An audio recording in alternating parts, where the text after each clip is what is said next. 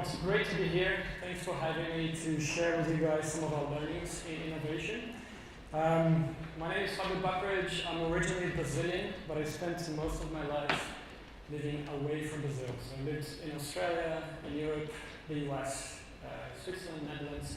In the last 5 years, I've moved countries 7 times. So I'm now settled in Brazil, but I'm going to talk to you guys about Braskem and what I've been doing there. So, the topic I wanted to talk to you guys today is around innovation sprints. So how do we create new product ideas, not just to improve the core of our operations, but also to create new business models, to create new ventures. We have about 10, we can probably call it 11 today, business units. And we are spread across the US, Mexico, Europe, and Brazil. It's a somewhat complex business. Each business unit has its own leader, like a mini CEO, and they are in charge of the entire business. So to impact innovation and bring innovation to the business in a global manner has its challenges. So how did we do this, and what have we learned so far? So before I go into it, just briefly, Braskem is a $15 billion company. Just to put it into perspective, we've got about 8,000 people globally. And the team I lead is called Braskem Digital Center.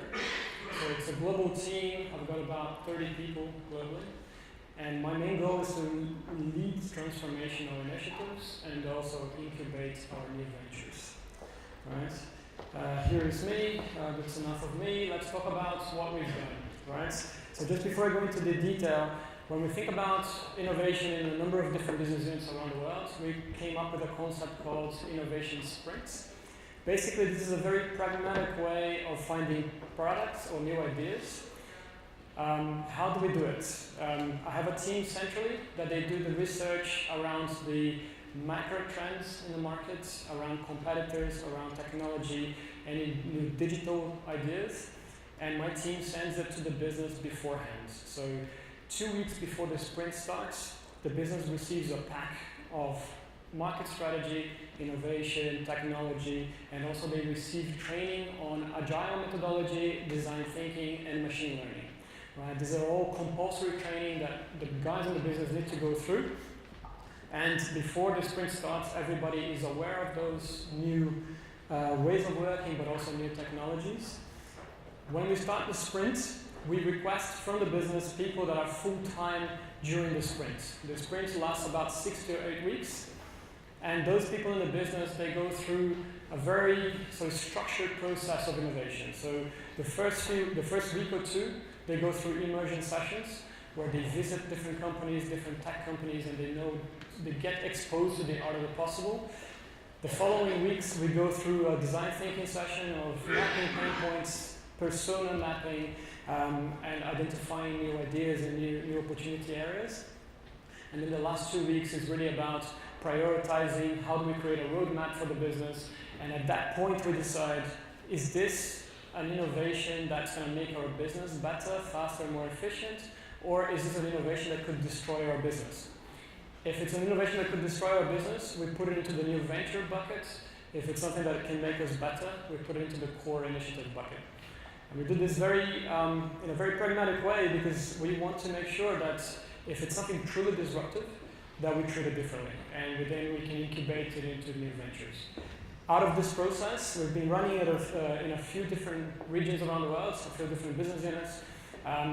4 new ventures have come out of it, and we've got over 50 new ideas of initiatives that we are starting to implement in the business. So I brought some numbers up here.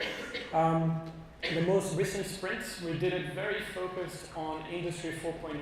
So how do we look at our operations? How do we bring automation, robotics, and so forth? And out of this sprint alone, we had over 50 ideas, right?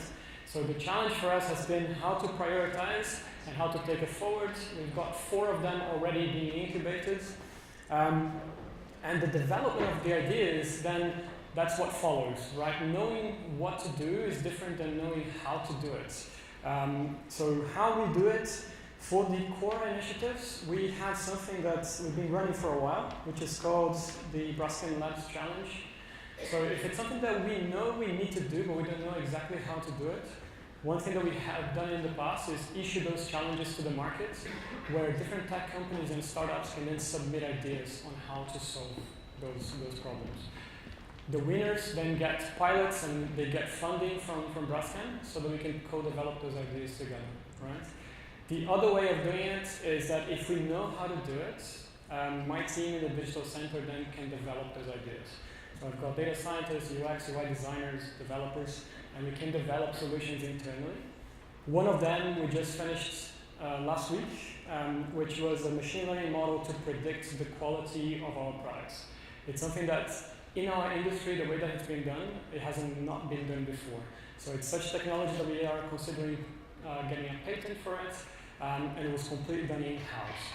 So the Digital Center can also support the development of those new ideas. And for the ventures, as I said, we've got a few ventures already in operation. We're starting to test them into the markets right now.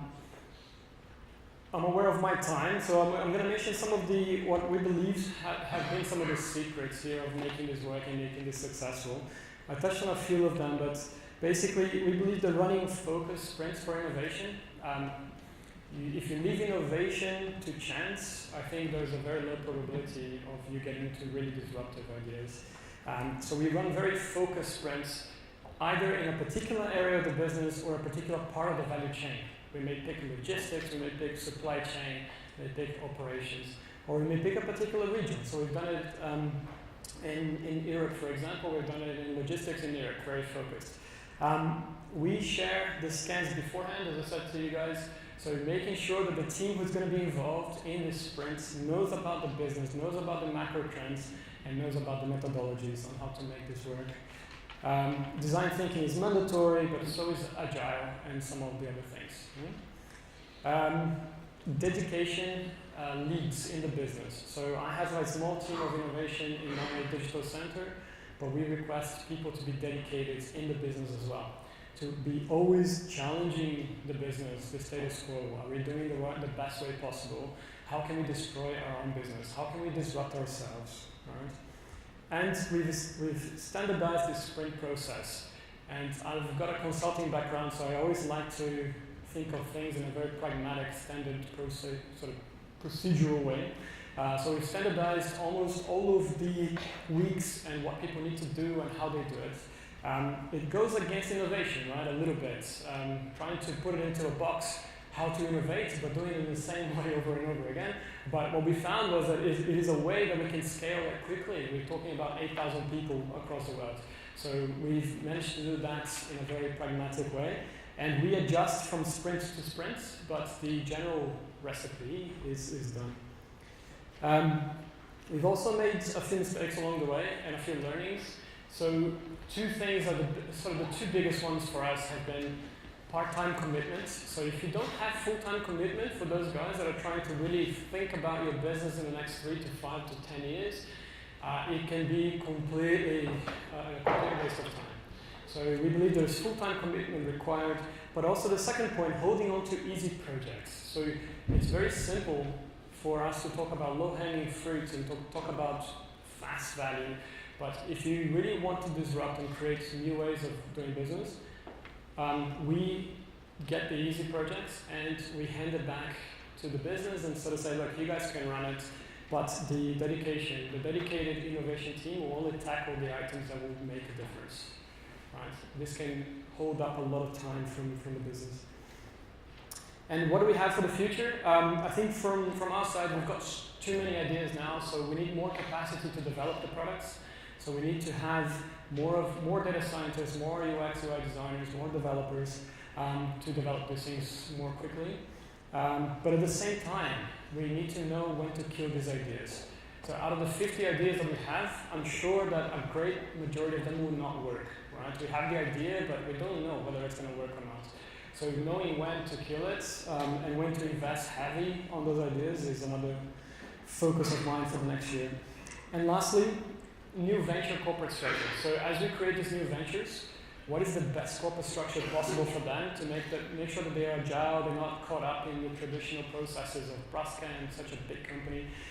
So we are discussing that at board level now. How do we how do we create the right environment for those guys to grow fast and in a dynamic way. Thank you.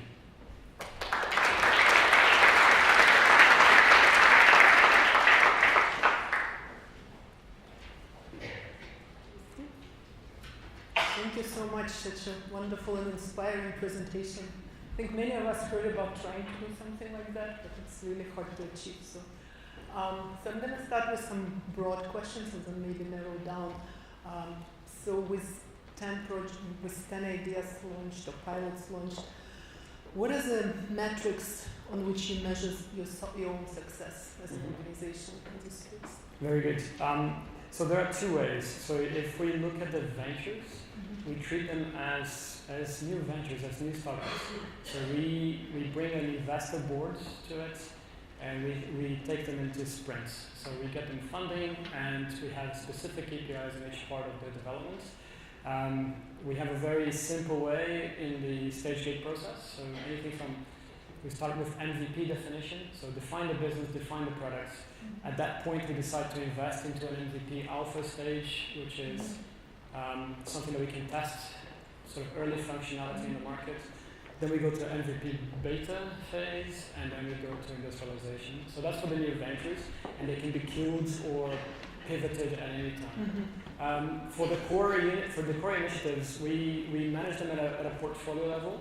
So we have targets for example, supply chain in Brazil, and those targets can be supported by 5 to 10 initiatives at the same time. So we target the business objective and how those initiatives are supporting. And are those prioritized from the top? They are, yeah. So we do the prioritization at something that we call Digital Committee, which is a monthly meeting that I have with the CEO and his direct reports. And then at that level, we decide which of the initiatives that we should invest more, which of the initiatives that we should kill. And it's very transparent. So it's a monthly rhythm, and we decide where to invest more. Very interesting. My next question is more about the team, because it's a little black box from what I could hear. So who are the people doing the sprints?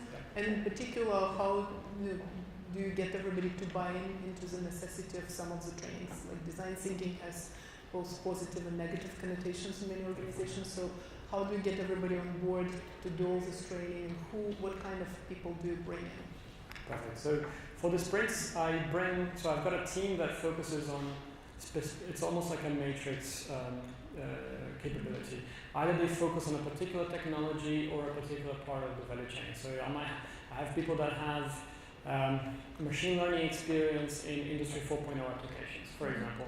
So depending on the sprint, I might bring a specific mix of people to those sprints to talk about the technology and what's possible. But on the training itself, we've tailored both design thinking methodologies and agile to our own business. So we start the training from the top. So our CEO has gone through machine learning training and design thinking, right? Putting through 2 days of machine learning that he has to code it in Python, for example. So that we start from the very top, so that if there's a buy-in from the top, we make it mandatory. The sprints are decided also at the digital committee level. So once the CEO and his direct reports decide the next sprints, then the business units need to get ready for it. So they need to get into the training. So that's communicated from above. And what is the size of a typical sprint team? So for my team, I usually bring about 3 to 4 people, depending on the size. But from the business side, we ask for 3 people full time, plus how many people we need from an expert perspective. So the one we finished now, which is the Industry 4.0, we had about 20 people involved, but 7 were full time, 13 were on and off for the 6 to 8 weeks. So very interesting. So from my research, I know that many ideas are killed in the evaluation stage and even more are killed in the implementation stage. So you get these wonderful ideas and then nothing happens to them. How do you ensure that, first, what kind of evaluation criteria do you use as you do the stage gating process, and how do you make sure they survive, especially if you're not doing the venture, because that's sort of a more clear way of.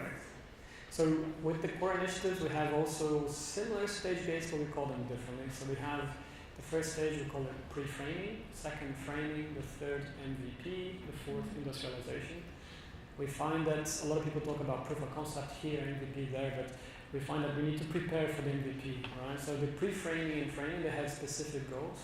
Pre-framing is really about, do you understand the business problem or the opportunity, and do you understand who needs to be involved? In the framing, do you understand where the data comes from? It usually involves data. Is it feasible to do what you thought it was gonna be possible? And then you do a business case at that level. So to go from pre-framing to MVP, we need a clear business case, right? To go on and start to develop the MVP.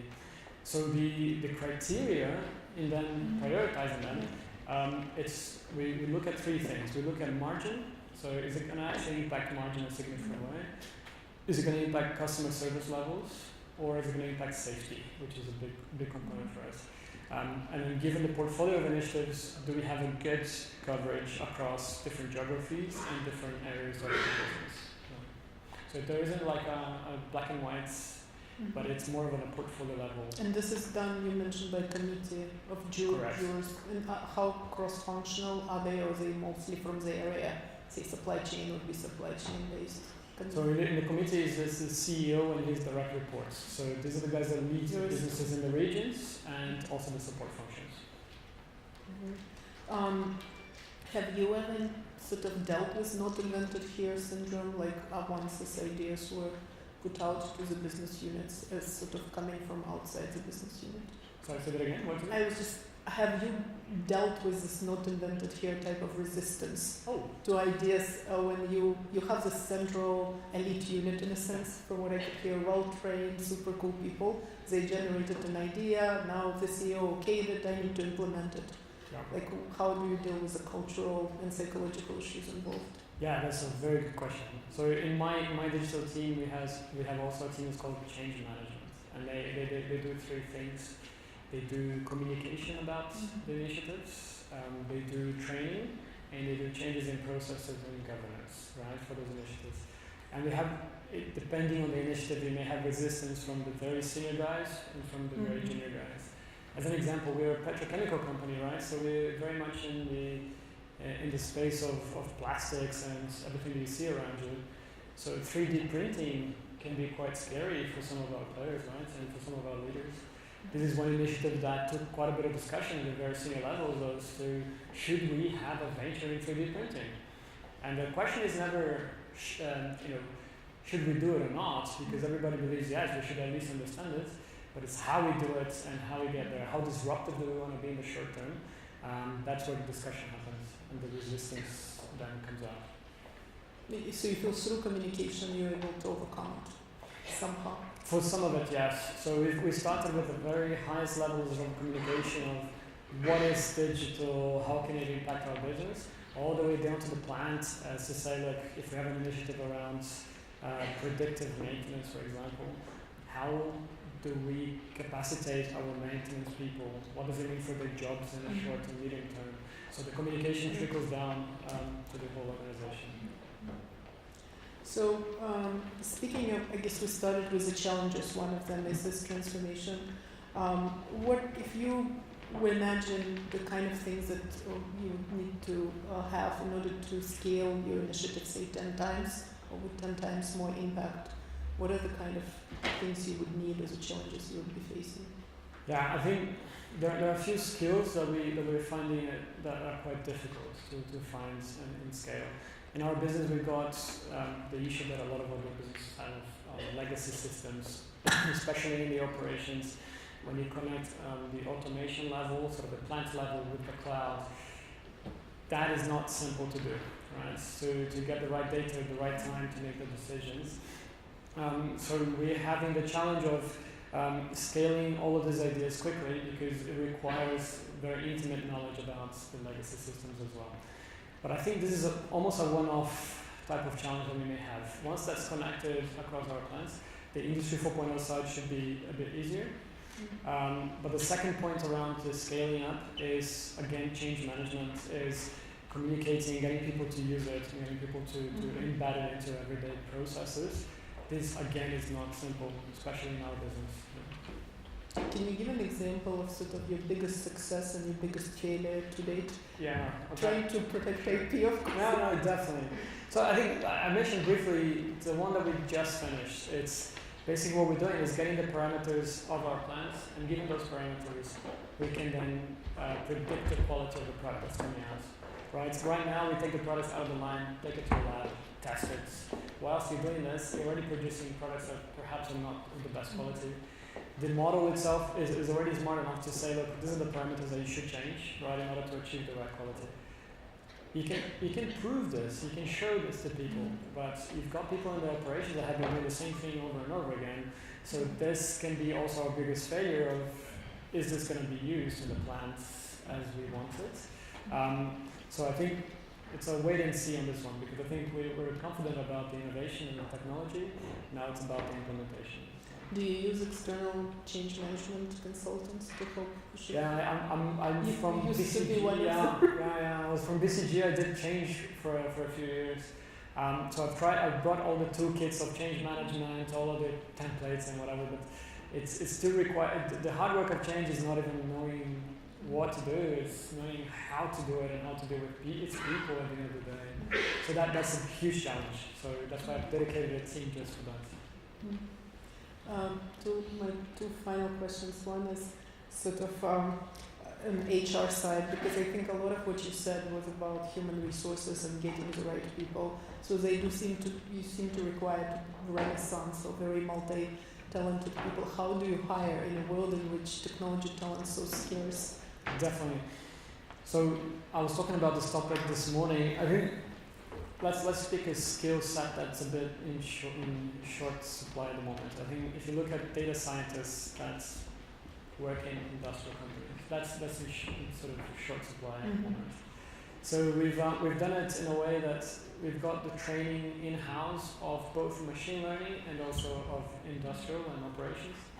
So we've been onboarding people like really smart engineers that can learn machine learning, right? And we put them on a traineeship program of about 12 to 18 months, where they work with another data scientist, and then they learn how to code, how it works. And over time, they start to pick up, and it's amazing. It's easier to train a PhD in science machine learning than to get a machine learning guy to learn science, right? And learn our business. So we've been training those guys, and it's been working extremely well. Today, my head of data science is a guy who has a PhD in molecular biology, right? So he learned machine learning, and the guy's amazing. But if I were to go out into the market and find this guy, it would be extremely difficult today. And last question, what keeps you up at night concerning this baby of yours that you've built over the years and that seems to be growing? What are your biggest risks? Yeah, I think biggest risks and keeping me up. I think making sure that we can take this mindset to the entire organization, right? And for that, we need to show tangible value early in every sprint that we do. So for me, I always worry that people look at digital machine learning and just sort of say this is just a phase, and especially in our business. But we've been tackling this very head on to make sure that there is buy-in from the business. Sort of culture change, basically, organizational buy-in. Yeah, exactly. Thank you so much. Cheers. Thank you.